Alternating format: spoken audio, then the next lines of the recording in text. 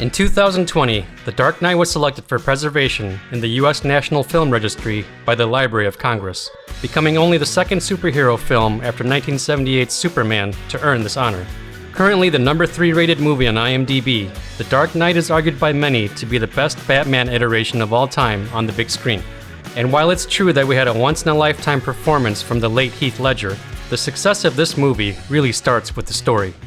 And with that, let's take a look at 7 screenwriting secrets in The Dark Knight.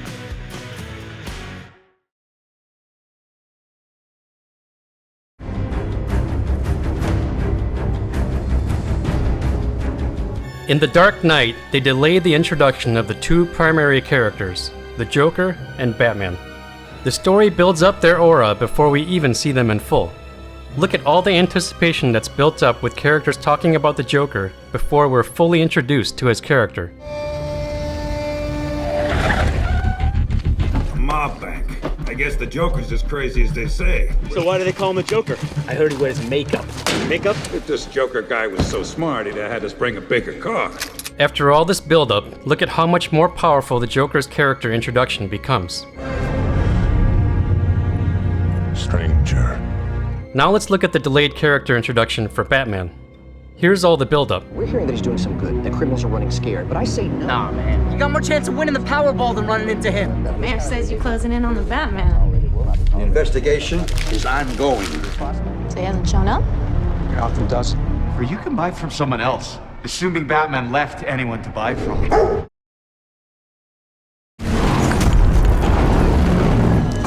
That's more like it. The Dark Knight shows us a great tool. Delay the introduction of your main characters through a significant amount of build-up, and watch their introduction sparkle.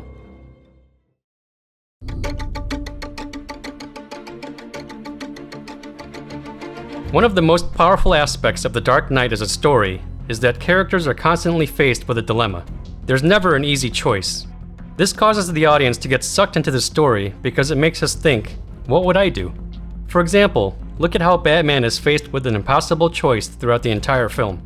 Batman must take off his mask and turn himself in. Oh, and every day he doesn't, people will die. Drop the gun. Sure, you just take off your little mask and show us all who you really are.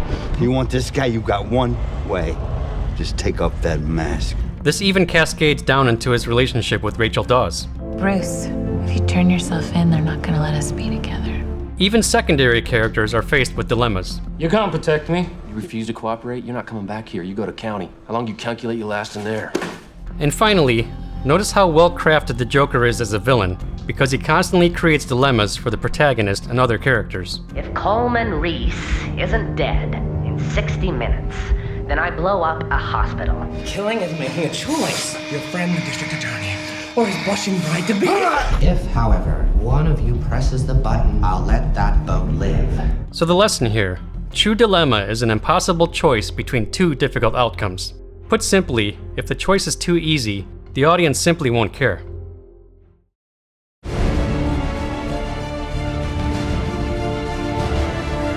Many supporting characters are simply different iterations of the main character. They share similarities that mirror the protagonist, and yet have differences that show us contrast. Known as foil characters, they help to unify the story and strengthen the main plot. Let's take a look at foil characters in The Dark Knight. First, we have the fake Batman. The similarities are obvious. They dress like Batman and are also vigilantes attempting to fight crime. But notice the big difference in that they use guns. And we also get this. What's the difference between you and me?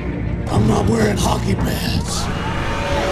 Now that we see how it works, let's take a look at Bruce Wayne / Batman's major foil characters, Harvey Dent and the Joker. Here are the similarities that Harvey Dent shares with the main character. Perhaps both Bruce and Mr. Dent believe that Batman stands for something more important. When the new DA hears about this, do you trust him? And here is as stubborn as you are. And just like Bruce Wayne, Harvey Dent is unafraid of violence. I see you hostile.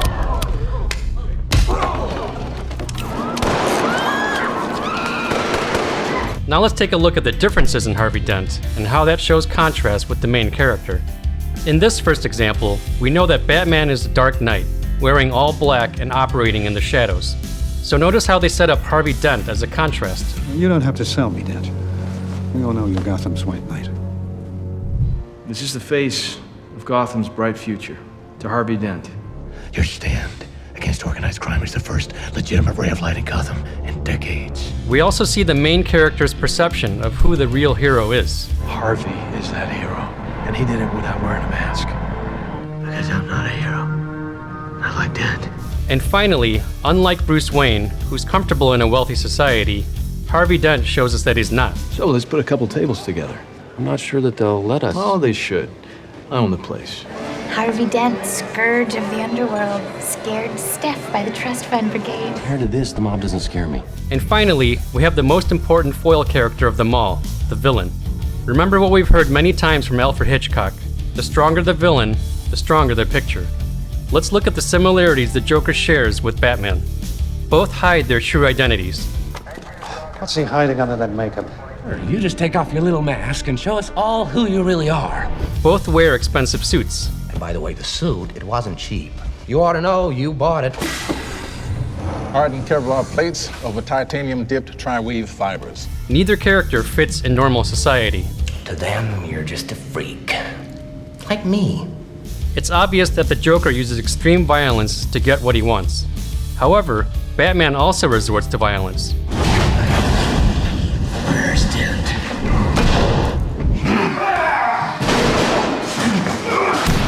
Where are they?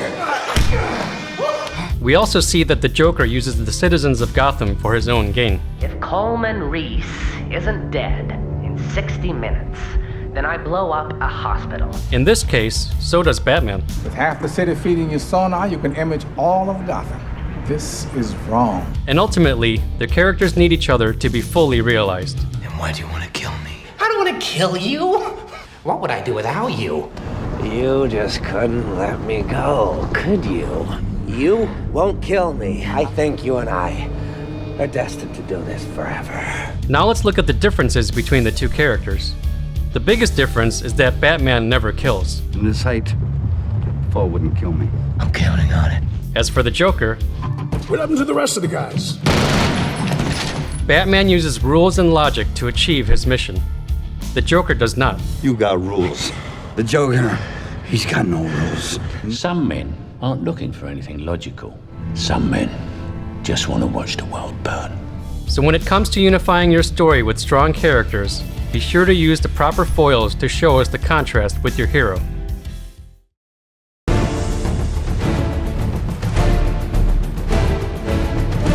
Sequences are a grouping of individual scenes that make up a story in themselves. Smaller than acts, they help shape a story and drive the action forward.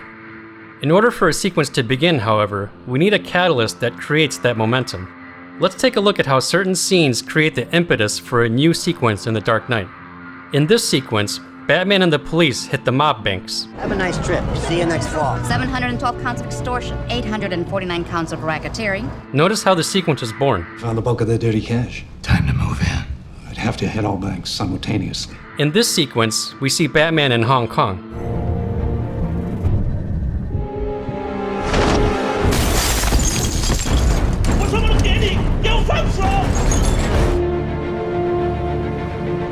Let's go back and see how this sequence was started. We need Lau back. But the Chinese won't extradite a national under any circumstances. If I get him to you, can you get him to talk? Here's another great sequence. Gordon struggles to protect high-ranking officials. Seal the building. No one in or out till I get there. Got it. Sorry, sir. We believe the Joker's made a threat against your life. Take the envelope, get in, open it. It'll tell you where you're headed. Notice how this sequence was started. The DNA belongs to Judge Cirillo, Harvey Dent, and Commissioner Loeb. Now that we see how simple yet powerful the creation of a new sequence can be, let's take a look at some more examples. Rachel? Harvey! All available units converge at 250 52nd Street. Why are you coming for me? You'll have to choose. He's at 250 52nd Street, and she's on Avenue X.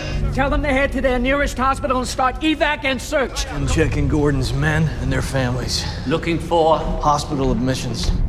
I'm gonna need your weapon. Why? Because my wife's in the hospital. If Coleman Reese isn't dead in 60 minutes, then I blow up a hospital. Well, my officers are going over every inch of the tunnels and bridges, but with the Joker's threat. Hey, man, that ain't right. We should be on that boat. You want to ride across with them? Be my guest. If you don't want to be in the game, get out now. But the bridge and tunnel crowd are sure in for a surprise. Screenwriters put a lot of thought into acts and scenes, but it's the sequence that often gets neglected. Be sure to incorporate sequences into your script and watch it become a tighter, more powerful story.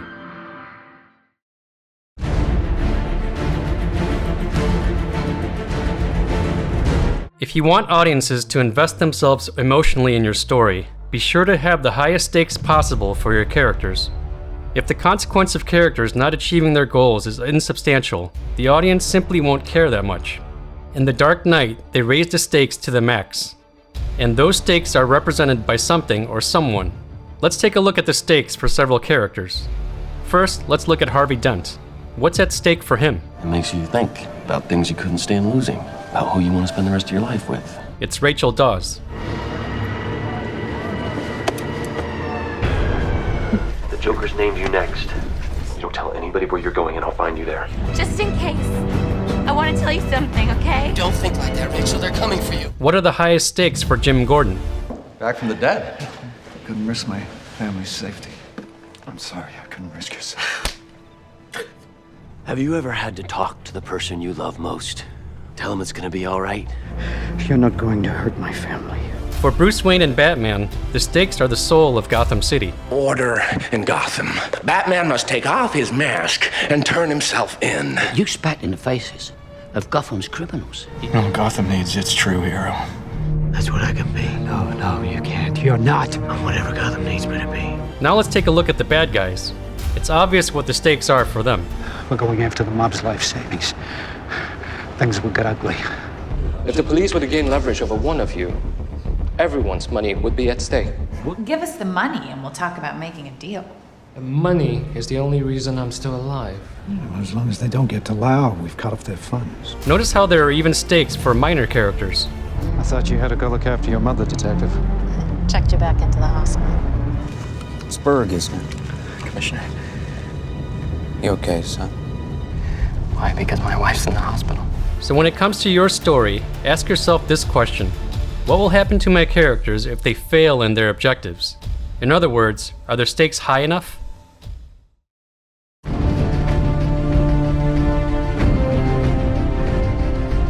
The story spine is what drives the protagonist from beginning to end.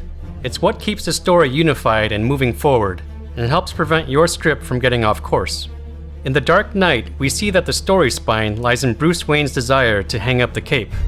Notice how this desire is constantly shown throughout the entire story. Whoever the Batman is, he doesn't want to do this for the rest of his life. How could he? Batman is looking for someone to take up his mantle. You know that day that you once told me about when Gotham would no longer need Batman? No one else will die because of me. Gotham's in your hands now. You can't give in. When I told you that if Gotham no longer needed Batman, we could be together, I meant it. If the day came when I was finished, then we'd be together. Bruce, don't make me your one hope for a normal life. Think of the story spine as the overriding desire that drives your main character from beginning to end. Use it to keep your story straight and true.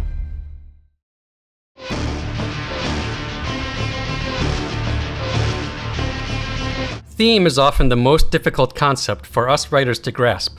Many explain that theme is what the story is really about, but that's a pretty broad and vague statement. A better way of thinking about theme is to make it into opposing arguments. As for the theme in The Dark Knight, there's a clue on the movie poster.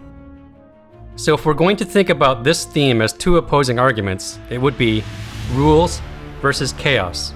The Dark Knight uses two main characters in the story to make their thematic arguments: Batman and the Joker.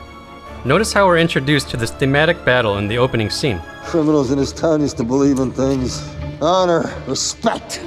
What do you believe in, huh? With that being said, let's take a look at how Bruce Wayne / Batman presents the thematic argument of living life with rules. His revenue stream must be off the books.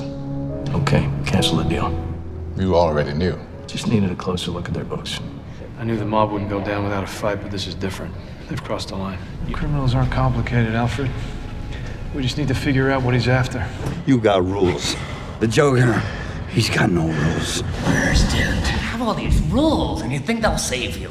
I was meant to inspire good, not madness. Now let's look at the opposing thematic argument of chaos, presented by the Joker. See, their morals, their code. It's a bad joke. The only sensible way to live in this world is without rules. Introduce a little anarchy, and everything becomes chaos. Interestingly, Harvey Dent is the stakes character for this thematic argument. Notice how he undergoes a negative character arc as his personal code of conduct changes. Fair's fair. Heads, I'll take it. Tailsies, all yours. This is your life. You can't leave something like that to chance. I'm not. Heads, you gotta keep your head. Tails, not so lucky. You'd leave a man's life to chance? Not exactly. Oh, and you know the thing about chaos? It's fair. You live, you die. And the only morality in a cruel world is chance. So when it comes to the theme of your story, think of it more as an argument. What argument do you want to win in the end? So what are your thoughts? Is The Dark Knight the best Batman movie of all time? Let me know in the comments below. Also, feel free to let me know what movie I should analyze next. And if you haven't already, please be sure to subscribe to be notified of upcoming videos from Script Sleuth. More great content is on the way. Thank you so much for watching.